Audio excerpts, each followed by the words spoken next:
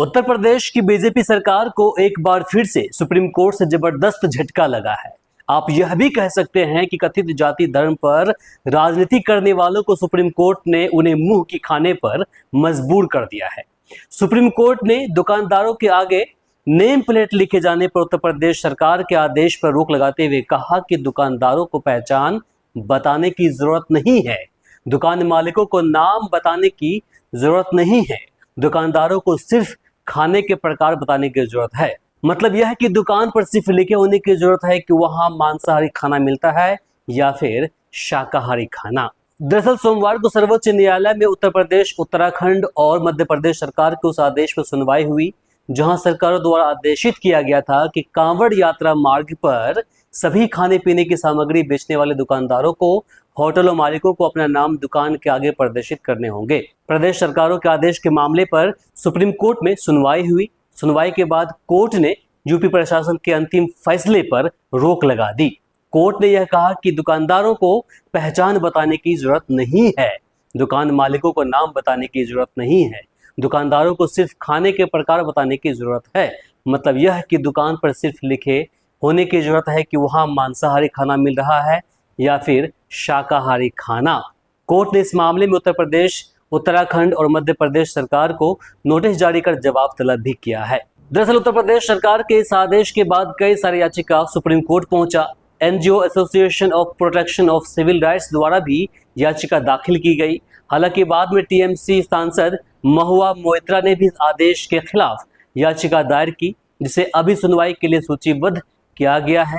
Association of Protection of Civil Rights की याचिका पर जस्टिस हृषिकेश राय और जस्टिस एसवीएन भट्टी की पीठ ने मामले की सुनवाई की। याचिकाकर्ता की ओर से वरिष्ठ वकील अभिषेक मनु सिंघवी थे।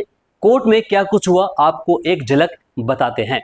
सुप्रीम कोर्ट ने पूछा कि क्या यह प्रेस स्टेटमेंट था या फिर औपचारिक आदेश था कि उन्हें प्रदर्शित किया जाना चाहिए। इस पर याचिकाकर्ताओं के वकील ने जवाब दिया कि पहले एक प्रेस स्टेटमेंट था, फिर लोगों में आक्रोश था और वे कहते हैं कि यह स्वैच्छिक है, लेकिन वे इसे सख्ती से लागू कर रहे हैं। वकील ने कहा कि कोई औपचारिक आदेश नहीं है, बल्कि पुलिस सख्त कार्रवाई कर रही है।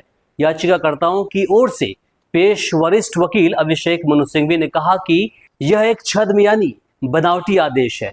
एक याचिकाकर्ता का प्रतिनिधित्व कर रहे वरिष्ठ अधिवक्ता सीयू सिंह ने बताया कि अधिकांश लोग बहुत गरीब सब्जी और चाय की दुकान के मालिक हैं और इस तरह के आर्थिक बहिष्कार के अधीन होने पर उनकी आर्थिक मृत्यु हो जाएगी। अनुपालन नहीं करने पर दुकानदारों को बुलडोजर कार्रवाई का सामना करना पड़ता है। सुप्रीम कोर्ट ने सिंघवी से कहा कि हमें स्थिति को इस तरह से बयान नहीं करना चाहिए कि जमीन पर जो है उसे बढ़ा चढ़ाकर पेश किया जाए। इन आदेशों में सुरक्षा और स्वच्छता के आयाम भी है। सिंघवी का कहना हुआ कि कांवड़ यात्राएं दशकों से होती रही है और मुस्लिम, ईसाई और बौद्ध समेत कई धर्मों के लोग उनके रास्ते में उनकी मदद करते हैं। अब आप किसी विशेष धर्म का बहिष्कार कर रहे हैं। वरिष्ठ अधिवक्ता अभिषेक मनु सिंघवी ने कोर्ट के सामने अपना दलील जबरदस्त तरीके से रखा। उन्होंने आगे कहा कि बहुत सारे शुद्ध शाकाहारी रेस्तरां हैं जो हिंदुओं द्वारा चलाए जाते हैं और उनमें मुस्लिम कर्मचारी भी हो सकते हैं।